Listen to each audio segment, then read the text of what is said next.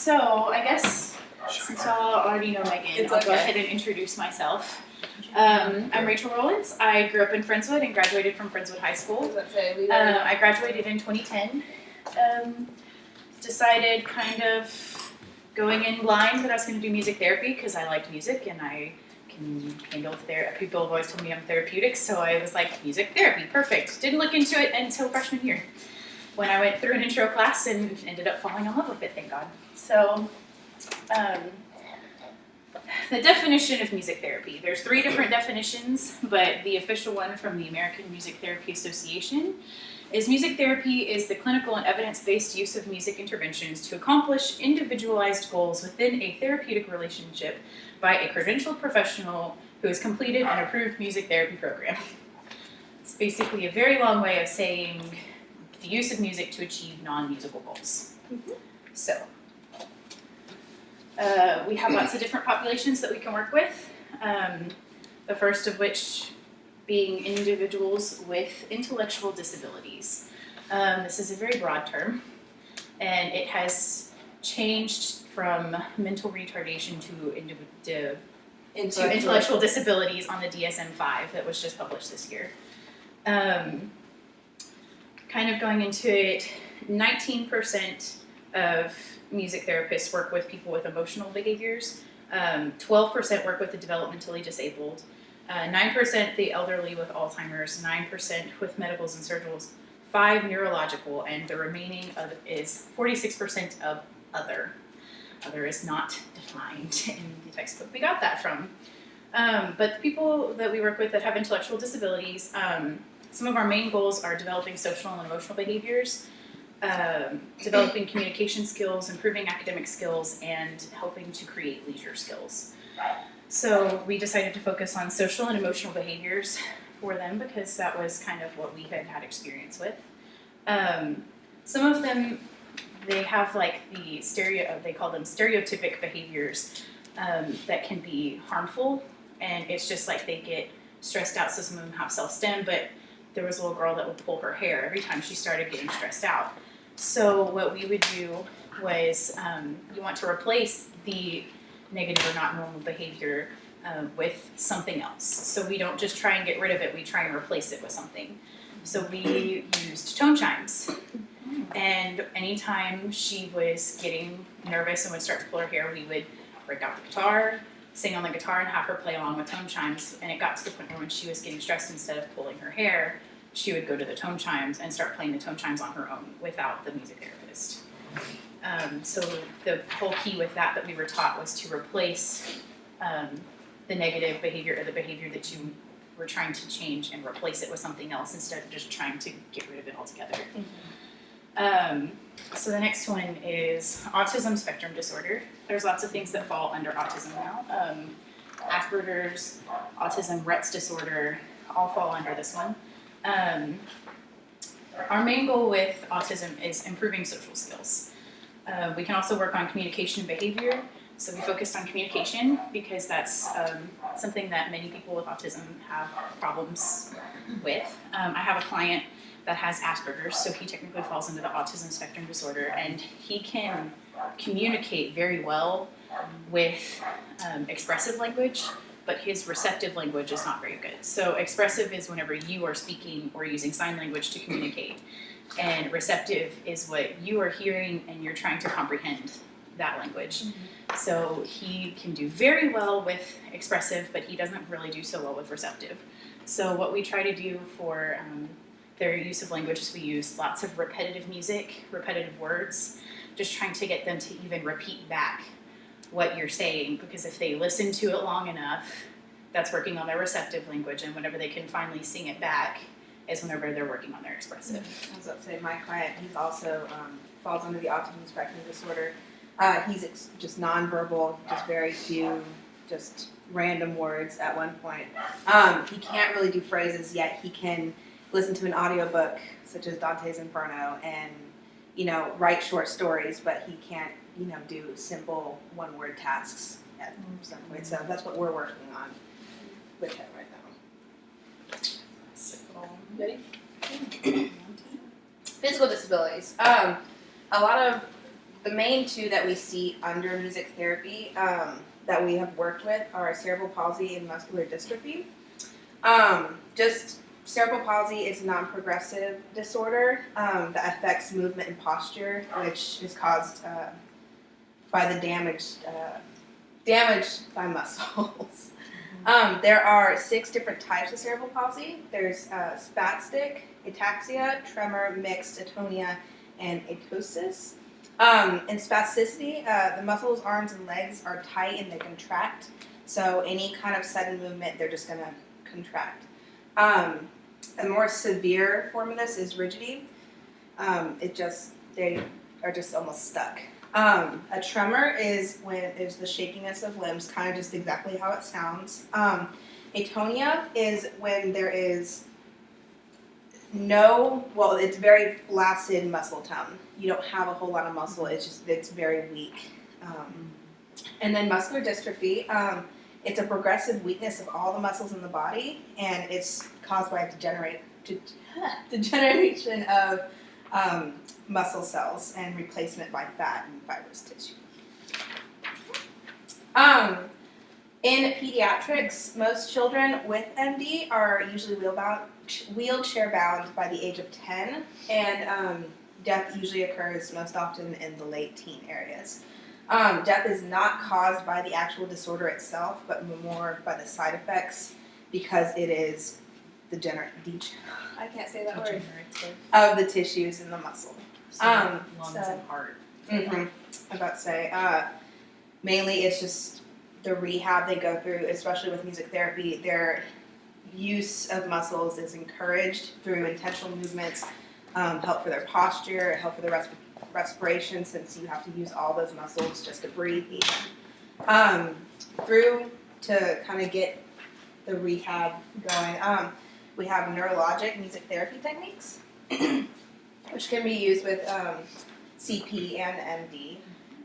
There are many neurologic music therapy techniques that help with any kind of the nervous system. There is music sensory orientation training, auditory perception training, neglect training, say if they neglected one side of their body, one arm, anything like that. Rhythmic speech cueing, rhythmic auditory stimulation, pattern sensory enhancement, and that's only naming a few. A lot of these work mainly with speech and communication, and but some of these techniques are more motor functioning oriented. Let's see, RAS. Your client works with RAS. I have a question. I have a question. Go for it. Well, you're giving us a lot of definitions and a lot of information, but what are the techniques? Like, what do you do? Am I jumping the question going on that? Little bit. I was about to say. We're going to go into a few of them. There's too many to go into all of them. Okay. Yes, we spent an entire semester going over these techniques. Yes. Okay. So, but like RAS, rhythmic auditory stimulation. Your client I'm does actually that. doing that with my client this semester. My client has CP. He's moderate CP, so he can walk. He does have usage of his hands and fingers. His movements aren't very smooth. He walks with a cane. So whenever we do RAS with him, what we do is we found a cadence that we found to be typical. We researched and found it to be typical for CP. And we started with that one. And so we have a metronome going in one person's ear, and they are playing the guitar, and they strum it one time. And for every step you want them to take, you strum the guitar, and you try to drag it out because you want them to take longer steps. And so strides. we tell them that with every strum, we want them to take a step. So for him, we started out strum, and we would say left and right to cue which foot he needed to move. And so we would do that with him, and it took us a good 2 weeks to get him to entrain. We had to bump our cadence down quite a bit. There's a formula you have to fill out. So we measure out a specific amount. I don't remember it off the top of my head, but we measure it out in the hallway, and he just has to walk down that while we time him and count his steps. And that's how we find his cadence, his velocity, and his stride length. And our initial assessment of his stride length was 0.44, and average is 1.0. So we found the cadence that he started with, and we met him where he was, and we gradually started to increase his cadence, because when he entrains to the music, when we slowly pick up the step, he knows to step, and it takes a few weeks, but his best stride length we've gotten so far is 0.72, Wow. And his average is about 0.59. So it just in one semester, we've seen great improvement with him in his walking. He's 31. So he has improved greatly. He does not like doing it at all. But, you know, he does it, and whenever we make a big deal out of him doing really well, he likes to show off, because we do it in the hallway. So there's always students walking up and down the hallway, and whenever there's a student down the hallway, he like picks up his speed and he walks more fluidly because he likes to show off. So we always have our supervisor come sit out in the hallway, and we say, okay, well, you gotta show off your Jackie. And he does every time. He puts on a show, and we're just like, you know, he's a little ham. So he's done very well with that. So whenever his SMTs for next semester come to talk to us, we're going to tell them right where he left off and say, like, he's going to tell you he doesn't like it, but don't take no for an answer because it's helping him. Yes. We actually got to call his physical therapist and talk to them about the strength in his legs and his fluidity when he was walking, and they said they had seen improvements since he had been working with us. So we were really excited to get to call them and talk to them about that. So that's it with RAS. Mainly, it's not so much about the client picking up their, you know, walking faster. It's mainly trying to get them to walk in a normal average, just kind of have like an average normal person would walk without the gait problems. Another NMT technique we do with him is TIMP, which means therapeutic instrument music playing. Yes. And all we do with that is we have a paddle drum, a tambourine, and a frame drum. And he's sitting down, and we hold a paddle drum above his knee, and we just have him raise his knee until he hits the drum. And so he gets the auditory feedback of knowing he did the exercise to the fullest and correctly and puts his foot back down. And he's not allowed to stop halfway. He has to hit that drum. We do kicking the tambourine. So he has to reach out, kick the tambourine, and go all the way back to hit the other drum so that he's going to a full 90-degree angle. And we don't accept anything but less from him. He has to play both of them. And the one he had the hardest time with was we were trying to get the walking motion of lifting your leg and kicking your foot out. So we worked with just lifting the leg and kicking. So we tried combining them to where he had to lift, kick, and then go all the way back down. And he would try to put his foot down between each one. So we just have that so that he gets the auditory feedback of knowing he did it right and putting his foot back down. And we sing along with him. If I could just pull the video up, I would. But we sing along with him. So as we're doing it, we're like 1 and 2 and 3 and 4. And every time we change the chord, we go up a little bit until there's like a certain amount of tension in the music to resolve it. He has to finish, and he does every time. And his physical therapist told us he sings along with his reps and physical therapy. So we like love hearing all this stuff that what we're doing is actually sticking with him. That's another thing with your client, just that I've heard of and I've seen. He has a really negative outlook usually, and just is really down on himself and his disability and everything. And that's something we can kind of help and change. It's more the emotional aspect of it. The acceptance of, okay, this is my disability, but, you know, go with the situation and kind of just because he's big into music from the 40s and 50s. Yes. And so we brought in What a Wonderful World one day, and it was like an epiphany moment for him of, you know, we found he looks forward to heaven when he's going to have a perfect body. And like without actually verbalizing it, we got him to verbalize his hatred of his disabilities without him even realizing he was doing it. So our focus from then on switched to trying to get him to be more accepting of it. So we brought music in from Ray Charles and all these people that made amazing music with disabilities and told them, like, look, how they overcame their disabilities and how they accepted them and what came from it. So that's our main focus right now. We're trying to get him to accept it. He smiles in sessions now, and we apparently built really good rapport with him because he likes to, now don't tell anybody, and then he'll say something and we're just like, your mom's in the observation room. So his mom told us that, you know, we've gained a lot of trust with him, and so that's really fun to see too. So NICU. Okay, NICU. This is where I would like to end up after I graduate. It's in the NICU. This is the neonatal intensive care unit. Jobs that are in the intensive care unit go from, with music therapists at least, multimodal stimulation and trying to teach the infant non-nutritive sucking. So babies that are in the NICU often have low birth weight, they're premature, and our main thing that we want to do with them is just to get them to be able to go home with their parents. So low birth weight babies are defined as being at 2,500 grams, which is not a lot at all. So they're really small, and prematurely is 37 gestational weeks. So 11% of the babies in the U.S. are born prematurely, and out of that 11%, 7.4 of them have a low birth weight. So we really want to work on their non-nutritive sucking to make it to where they can actually eat out of a bottle or off of the breast. So the reflexes that babies are supposed to be born with that in the NICU you often don't see them having are a Moro reflex, which is like the startle response that you still have when you get the sensation of falling and you jump or your arms flail out. So like whenever you're asleep and you have that feeling that you're falling and you always end up jumping, that's the Moro reflex. They have a walking reflex that if you hold a baby up whenever they're within the first 6 weeks that they're there, they will actually move their legs like they're trying to walk. But this reflex disappears after 6 weeks, and nobody really knows the purpose of having this reflex. There's the sucking reflex, so you put something in their mouth, they're going to suck on it. And the palmar grasp reflex, where you put anything in their hand and they grasp it. So we like to focus on the sucking reflex because this is something that is important for them to eat and get the nutrients they need.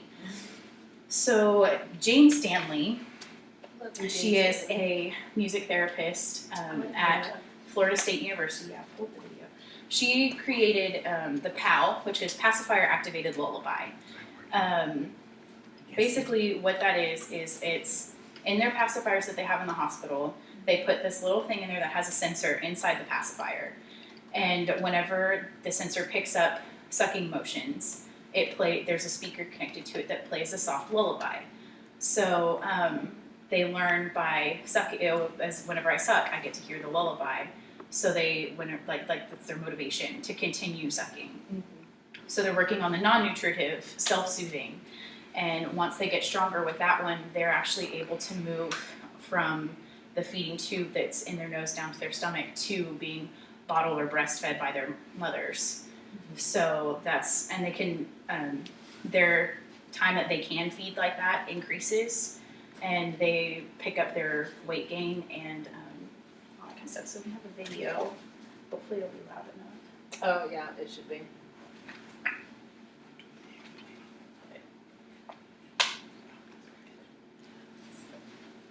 It said music can heal the soul. At Florida State University, the professors developed. Okay. Of course. It said music can heal the soul. At Florida State University, the professors developed a musical device to help premature babies grow and become healthy. It seems the problem is when the babies are born very early. This is Jane's. As babies It's not gonna go. It's not gonna happen. Okay, anyway. Either way, They go in and we they see show that this is the activated PAL. lullaby Yes. device, or PAL. They get a musical reward, an affordable lullaby. It shows them, the mothers are the ones that are holding them while they're using the PAL to kind of help create that bond that they're lacking because they can't breastfeed or bottle feed their own baby. They're on the tube. And it just keeps, so whenever they get a good suck out of it, it'll play the lullaby, so it kind of entrains them to. And as soon as If they I stop keep sucking, the lullaby cuts keeps off. playing. Yes. So, And that's proven to work, I mean, they yeah. like that. so they- Yes. The system is actually FDA approved.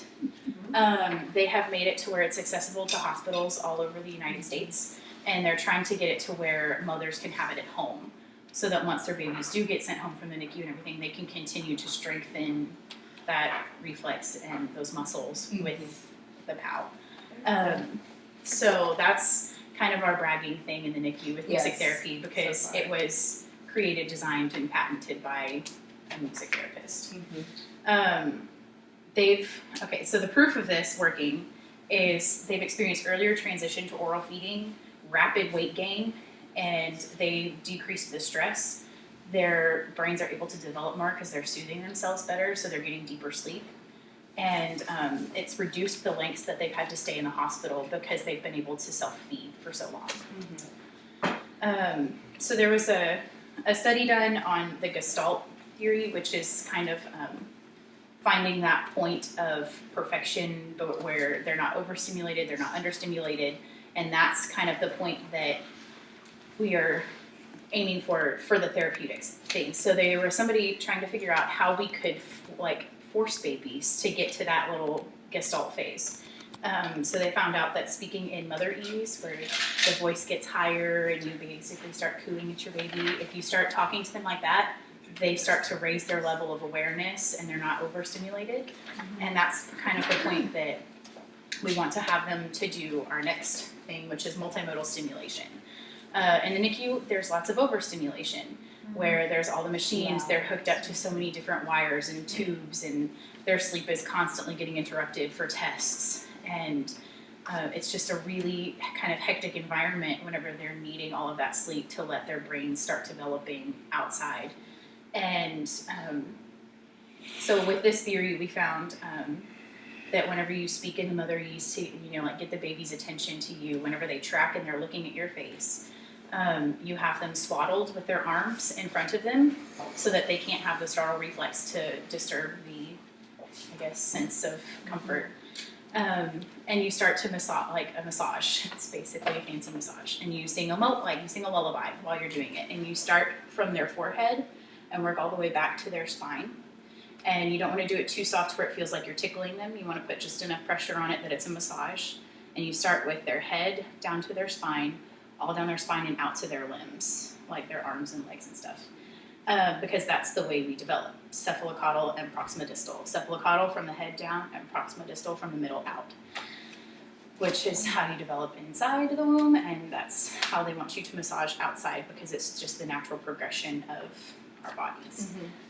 So with that, they're getting a sensory thing of being touched, and they're also the sensory thing of being held while you're singing to them. So this is 3 really gentle types of stimulation for them. They were told not to exceed 30 minutes at a time and only to do it twice a day so that you didn't overstimulate the baby. And they gave them ways to notice overstimulation. Still on this page. Which was like crying, coughing, averted eyes, grimacing, spitting was a form of overstimulation that they were told to watch for, because if they start to be overstimulated, you stop immediately and kind of let them go back to their own state of normal before you even try anything else. So whenever this process was followed with babies, they had 7.89 grams per day of weight gained, and they left the hospital 16.10 days sooner than the infants that weren't used. So they just had this overall combination of multimodal stimulation and the PAL. Babies were going home like months earlier than if they hadn't had this kind of extra care taken for them.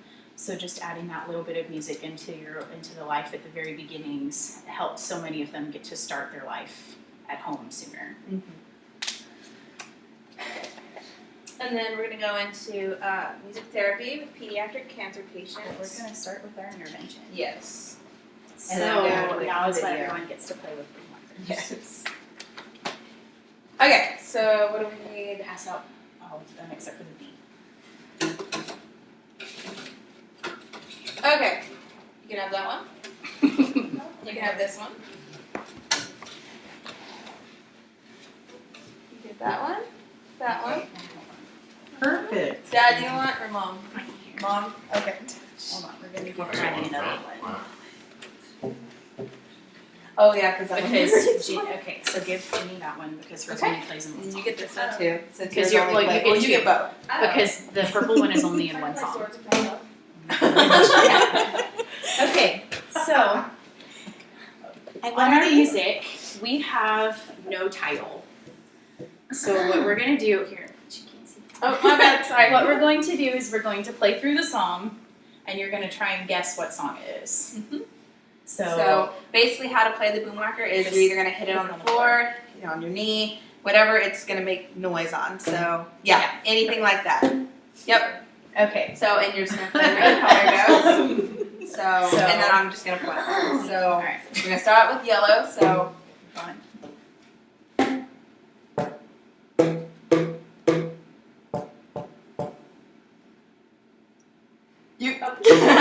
ABC, sorry. Oh. Very good. Yep. So anyone, what song? Southern Lucidity. Mary had a little lamb. Yes. Awesome. Okay, so here, this one's, oh, not that one, we're gonna do the other one first. This one's the really hard one at the end. So, here's our next song, this one might be a I little like more when it starts challenging. Okay.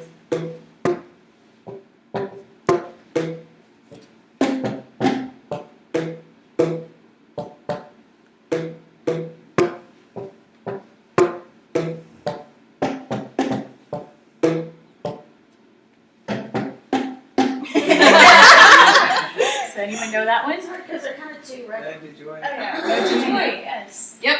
And we- You got that? Okay, so Very this cool. one is where we have some challenges in it. There's a little repeat written in the music right here. So whenever you play through this part and you hit this part right here, you're gonna go all the way back here and play through it all the way again.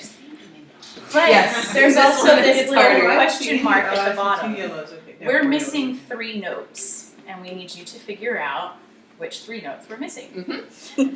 So you'll figure out the song pretty quickly. But okay, so ready? Ready, Chris? That's us.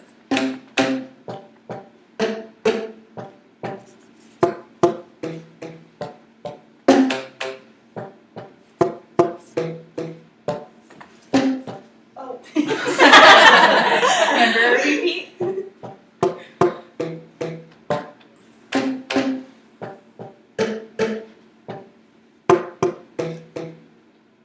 Anyone So know? anybody know which ones are next? Yeah.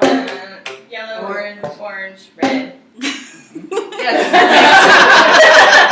Awesome. So what song is this one? Mhm. ABC. Yeah, it could be. So, Okay. They're yeah, so fun. that was our. We would do Little that. If you intervention. look in the intervention handout in there, it says that we were going to use it with children's in the pediatric post radiation, just to try and kind of get them to move around, to do something other than sit through radiation and chemotherapy. Just something that they can have fun doing and figuring out what song it is. You pick songs that are comfortable with. You can find boomwhacker songs for anything. Oh my god, every kid would love this. So Yeah. so it's Yes. just I know, it's exactly. just something to have fun and let them be a kid, because that's not something that a You lot of get in kids in oncology get to And experience. forget what they're going through for a while. Yeah. Yeah, just to Yeah. kind of get out You need a of. lot of people to plan, don't you? Well, You I can- mean, well, you can have 2 at a time. We've I also mean, the done therapist can use it songwriting with with them, Uh-huh. where we give them specific ones and we let them play whichever colors whenever they want to, and create we their write own it down, melody. and they get to make their own songs with them. So once they're done picking their melody, they go through and they put words to it, and then we play their melody with them while singing their songs. It's really So boomwhackers are really fun. I'm sure they can Especially the and kids. stuff. Yeah, we Did come you up with step all on the kinds of Blue Man things. Group? So Where do you get these at? there's Is that actually anywhere, really? boomwhackers.com, Oh wow. Or Amazon. which is where my anything mom like got that. them. I Yeah. have a full chromatic set. We didn't even use the other ones. We just use So- diatonic ones, but Yeah. So, but anyways, pediatric oncology, which I mean, we can use this in. It's kind of the area that I would like to go into and work with kids that Very have cool. cancer. So, basically, what is oncology? The National Cancer Institute defines oncology as a branch of medicine that specializes in diagnosis and treatment of cancer. It includes medical oncology, which is chemotherapy, hormone therapy, radiation, anything of that sort. Surgical oncology, which is basically removing the tumor or any of the cancerous cells. And then cancer, as described from one of our articles, is a collection of diseases that arises when agents damage genes. Okay? So, different types of cancer. There are several different types of cancer. This kind of also goes into the statistics, which is in the other slide. But there are several, like I said, several different kinds. The most prominent one seen in the United States right now is lung and just bronchial cancer in that area. The other actually being at, oh gosh, where is Anyways, the other one that is actually the most in the United States is cancer of any of the other, which can be anywhere in your body, whether it be brain, in just any kind of limb, anything like that.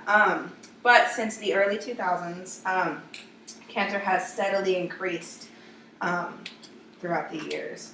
Also, in the United States in 1997, it was the second most prevalent in deaths, second to heart disease. And today, it's actually it's taken over to be number one. It is estimated just in 2013 alone that a little over 580,000 people in America have died from cancer. Almost 307,000 being men and 273,000 being women. So, yes, and like I said, the lung and bronchus, that's actually at 28%. And then other sites is actually at 24 and 25, and that's steadily increased. So, with that, procedure options. There have been several different kind of procedure options. The main ones just chemotherapy, radiation, bone marrow transplants, anything like that, which in pediatric oncology can be extremely uncomfortable for the child. Just painful, scary, anything like that. Lots of them miss out on having a child. Yes, since they're there for so long. Back to your video. Oh yeah, my video. Which I have a video. It shows a music therapist actually in Nebraska working with a kid that went under a bone marrow transplant. The little girl, her name's Grace. Yes. It's pretty cute.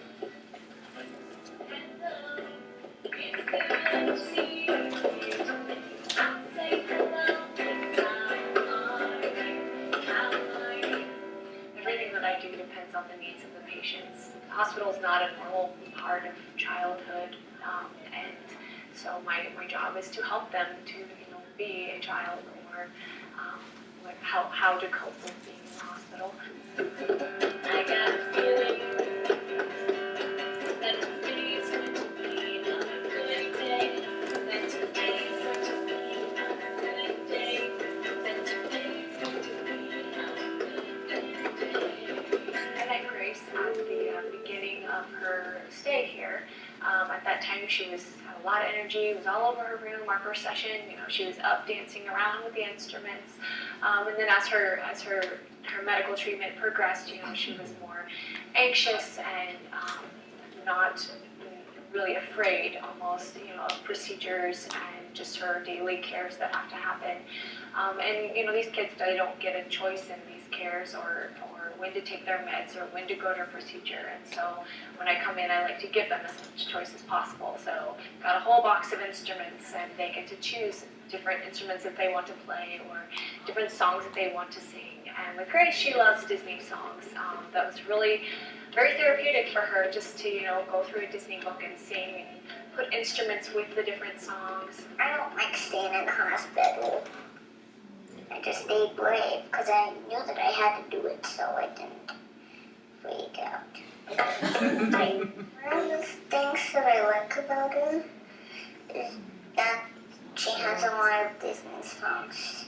It makes me not think about things I'm worrying about. I might get, a thank you or that was so much fun, but oftentimes it's not just that, it's like just they're smiling and they're more engaged, they're more active, and all of those things really help in the healing process. So that was a music therapist over in Nebraska. Yes, Grace it's just kind of the typical that you see. If I can get back to the presentation. Like I said, with what she was doing in that setting was, since she had been in the hospital for so long, you don't really get a choice in whether you do your treatments. You do your treatments, you take your medicine, you get interrupted by doctors, nurses, you get poked and prodded. And as a kid, that's not normal, development. That's not what you grow up. You don't grow up going outside, anything like that. So she gets that choice of what she wants to do that day, what she wants to play, what she wants to do, instead of being told what she has to do. Mm-hmm. And a lot of times, like the therapist will say that their main client isn't even the patient themselves, but their parents. Mm-hmm. Because while they are distracting the child and they're having fun and they're seeing their kids being a kid, it's takes that relieving the stress off. from the parents. And then she said they see the parents smiling, and a lot of times they'll try and include the parents in games and things like that, just to kind of relieve the stress all around the entire family. So their client isn't always just the patient. And that's pediatrics. It's Yes. always family based. It's not just patient. I mean, when you look at the patient, you have to look at him as a whole. It's it's a parent and their kid. So just different things that we can work with as well.